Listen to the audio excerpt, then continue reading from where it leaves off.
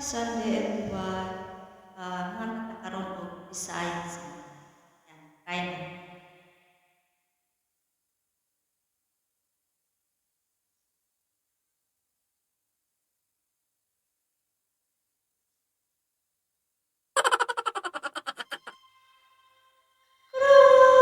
Ratsay, ang sakyang nagtawag sa hangin.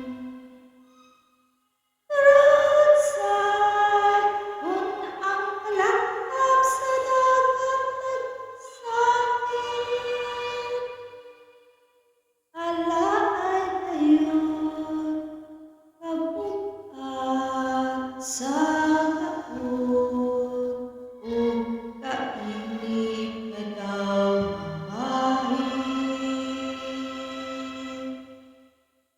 Midag-midag na dapit sa atong habagatan, magbantay-bantay mga kauban, ang timbangan dili pagbiyaan. Ayaw baya kalimot, nagalistahan kining hangina, gisi sa layang baba sa atong sakayan. Timbang mo, hinubig ka mo, dagat ito, dagat na rin. Way labing pait, ingon sa kinabuhing sakayan. Init ug ulan, isawod na walay puro pasiro.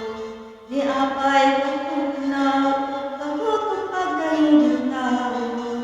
Iantos ang tanan kay ang sa kapalagan. Midag-midag na dapit sa atong habagatan, pagbantay-bantay mga kauban, ang timbangan dili pagbiyaan.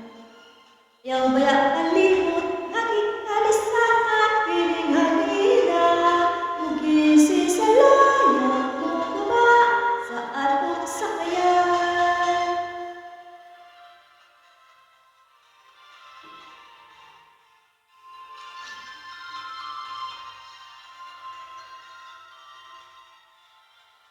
Yaw baya kalimot, naging kalistahan pining hangina, gisi sa layang baba sa atong sakayan.